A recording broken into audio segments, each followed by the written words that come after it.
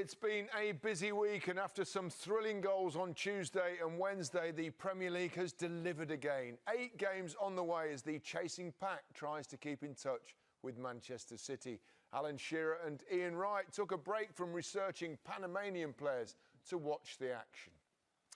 We begin with Arsenal against Manchester United. It's one of English football's greatest rivalries, and it gave us a breathtaking match. At the Emirates Stadium, well, we'll have a say on them very shortly, but what a wonderful game of football. It really was Premier League at its very, very best. Scintillating stuff, end to end, and a very clinical Manchester United. It was a magnificent game of football. We've sat here and eulogised about Manchester City going forward many times, but what we saw from United today during this game at times, I think, is equally as good what we saw from Man City over this season. They were just taken. I think at times they were too quick, they were too sharp for Arsenal. Their pace and their power.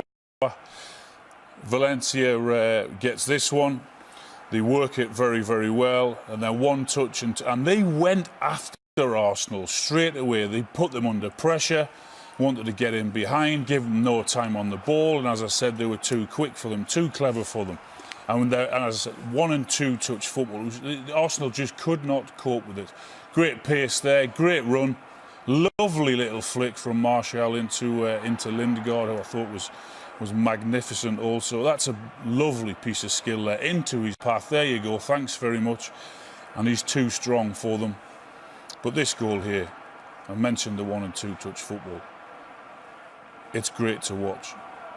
Too clever for them, and they were too good for them going forward there. Pogba one-on-one in the box, too strong for Koscielny. Get off that ball. I'm going to cross it, tap in for Lingard again. They were brilliant going forward at times today. Superb. Yeah, they certainly were. As were Arsenal, who played some gorgeous, sumptuous football at times going forward. Defensively, though, particularly early on, right? They weren't quite at it. You know, Arsene Wenger said it was a disastrous start for the mistakes that they made. You know, Arsenal had 33 shots today. He has to go inside. Then he totally commits himself. Totally commits himself. You see Martial and Koscielny not close enough to Martial. Like I say, he commits himself there, Mustafi. I think he gets injured there, and in the end, you know, Jesse Lingard finishes it well. And this one, flicking. He done a lot of that today. Flicking, and then one pass from Matic takes them all out. You look at Monreal here, he's diving in. He's not going to win that ball off of Lukaku, and they're in now. And like I say, you look at Xhaka here. He's got to stay. He's got to stay with him. He's just running into the box. He's not looking where Lingard is. And in the end, you know, he gets a tap in. I think that those goals could have been avoided just by simply just switching on. Yep, a few decisions. Oh, this! I mean, that's a yellow card. There's no doubt about that. But when you look at it here, because the cover and play, he's running out towards the corner flag, and Bella in there, I think, will get back anyway. So I think that is the correct decision from the referee. It's a yellow card. It's a definite foul, but it's a yellow card. This is a penalty. I think we all agree on this one. Yeah, but you know, the linesman is there. Yeah. You know, Arsenal needed that. Especially, they made the mistakes. They got themselves back in. Like I say, 33 shots. He's got to give that penalty. Do you know what I would say there, Righty? Players often get criticised for going down far too easy, jumping up and having a pop at the referee. There was no call at all there from Welbeck. So he gets up, he tries to play the game on, so he needs help from the officials. That is a penalty. It's difficult. David De Gea, what a astonishing goalkeeper he's turned here. 14 saves in the game, equalled the Premier League record, and some of them were truly astonishing saves. I think he's the best goalkeeper in the world. And this is from his own player, Lukaku, there, with his left hand down towards his left there. It's a brilliant save, it really is. Because this is unbelievable.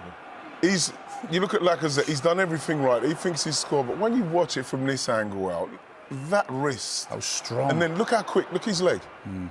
That's just... How does he get his leg into that position that so quickly from where it is now?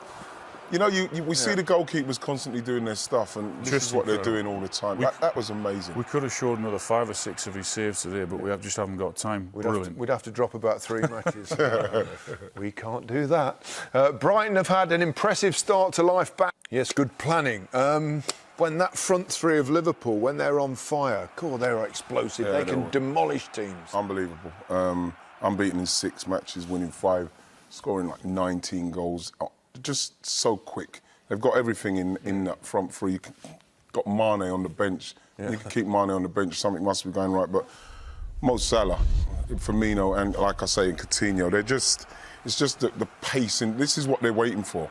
And the only thing I'm surprised with this is that Mo Salah, in his form at the moment, he doesn't score this one. But I think they've come up against, like Chris Hughton said, easily one of the best counter-attacking teams, I'd say, in Europe, in the way that they're going forward. And Brighton have only conceded, not more than 2 goals in any Premier League game. And I think this is a real eye-opener for them. They realise they've come up against real quality. This brilliant ball from Mo Salah, and then Firmino just on the back there to just tap it in. Their pace, and Ben Murray there. You know, he's thinking goal, and then within like 15 seconds, great pass there. Mo Salah's away now. He's running at you at pace, backing off there, and then you see Firmino coming in. Great move, and then 14 seconds, it's in the back of your net, and then that's just quality, isn't it? Clever. Yeah, just very, very clever. They're a real proposition. When you consider that they had Chan and Wijnaldum in the back three there with Lovren and also, so it was a very, very good performance from Liverpool. Chris Hughton didn't appear too happy with Herr Klopp at the end. Well, the thing with Herr Klopp is when you're scoring 4 and 5 and the fist pumping and the gurning kind of gets to you in the end, you know. And I'm sure there's other managers who probably feel the same way about him. You know, he's doing people's heads in. OK. Chelsea went into the weekend as one of the Premier League's form teams, having taken 16 points from their last possible 18. Newcastle arrived at Stamford Bridge with just a point from their last 5 matches. Yes, and I think he could be a major hazard to England progressing anywhere the form is in. I mean, electrical little player, isn't he? Unplayable today at times, Gary. He was just magnificent. Newcastle couldn't get near him. His running off the ball, his running with the ball, so intelligent. Link-up play with Morata. That's not a coincidence there that he finds himself in between the 2 centre-halves there. He doesn't want to stand up against them. What a magnificent ball it is. The touch, it's an excellent save, but his game just had everything with it today. Mourinho doesn't stay with him. If you don't stay with him, right, he's going to talk about the defender in a minute, you get punished. A little bit of showboating, if anyone can, then he can, why not? Yeah, he was running the show. Another lovely ball, as I said, the link-up play with Morata, the understanding of his game. And when he's in that position, you just can't touch him. I mean, look how quick his feet are here. Left foot, right foot. And he's falling down, look. Unbelievable. Absolutely. It was just magnificent. You get tight to him also, he can turn you. He just got everything in his game. Driving into the back line of Newcastle, little give and go, 1-2, pace, running with the ball and without it, and unlucky again. And this is someone full of confidence. Yep, cheeky. He destroyed Newcastle, but he'll destroy a few more when the season goes on. Yeah, I mean, these games are always going to be tough for a side like Newcastle, newly promoted, of course. But I suppose what you've got to do is defend well, give yourself a chance. Well, like Rafa said, they made mistakes. Excuse me, and the 3 mistakes they made, they got punished for them. You look at Mourinho here. That is Hazard next to you. And Alan's just shown he knows how good he is. He's got to get closer to him. He's got to see that out. You look at where Mourinho ends up, he's got to go in there with him. I think that is something that can at least be closer to him. Same here with Richie. Look how much time and space he's got. Someone's got to tell him he's got time. He can actually take that down his chest late to the keeper, panics, and then Mbemba as a centre-half to go down. I don't know what he's expecting there, but that is pitiful for me. That is ridiculous defending. Was he expecting a foul from that? And then head it. And then for the penalty here, I think Richie, he's just got to stay on his feet. He's got a teammate there. I think he's got to stay on his feet. And that's 3 goals for me that could have been avoided. You've got to mention Fabregas as well today. Amazing. Yeah, very good. Beautiful passer of the ball. Yeah. We've got. Well, did you think the referee was decent, Alan? Because 1 or 2 decisions, I don't think you were completely satisfied with them. No, I didn't think the referee was decent at all, no. I think he gets this one correct, Davis, on Richarlison. I don't think there's enough for him to give I think a penalty, do you? Yeah, with his left foot here, look. No, I don't. I think he's... Look. No, you can't give a penalty for that. I don't think that's so. okay. No, I don't think so. Harry Kane, poor challenge. That's a nasty... Watch his left leg here. Watch him bang. Kabasele. It's a yellow card, righty. You can't give a red card I'm not saying for that one. It was a nasty... And a minute later, he gives a red card for this, which I think it's slightly harsh. I mean, he hasn't deliberately whacked out with his elbow there, so I think that's slightly harsh to give him a red card. I think that in the current climate, you just can't challenge it. Why is he even put his arm up? He's got Dembele next to him. You can't run without your arms up. Yeah, but you can just run alongside him. He doesn't need to get his arm up there to stop him. I think it's slightly harsh. This one, I think, is a terrible decision.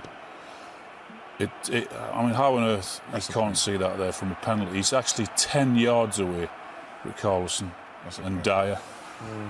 Should have been a certain pen, that one. That's a pen. Yep. Tottenham in a slump. Why? Well, it's all right playing in the glory games in the Champions League, Real Madrid, home and away, and getting the results. But in the bread and butter games in the Premier League, they've started the games so slowly. And if you start games slowly in the Premier League, you get punished. You go behind last week to West Brom, you go behind to Leicester, and you go behind to Watford today. And they're starting the games and they can't get it back. It's just too much. This is all in the first 15 or 20 minutes of this game. Eriksen, poor again today, sloppy. This is the goal that conceded from a set piece. Good ball in, good header, but just have a look at the marking. Watford are too strong for them and too quick for them. And by the time they realise it's a problem, it's too late. It's in the back of the net. Missing Alderweireld? Yeah, they're missing Alderweireld. But that's not an excuse for the way they're starting games, Gary, and not up for games in the first 20 or 25 minutes. Long throw-in just after the goal. Lose the first ball. Could have had been punished again. Dele Alli, I thought, was poor again. Sloppy. Yep. Credit to Watford, though. Absolutely, Watford played very, very well and could have had the win if they had that penalty in the last minute. But as I said, from a Spurs point of view, you can't just turn up in the big games. You've got to turn up in games against the so-called smaller teams, and that's why Tottenham won't win the league. OK.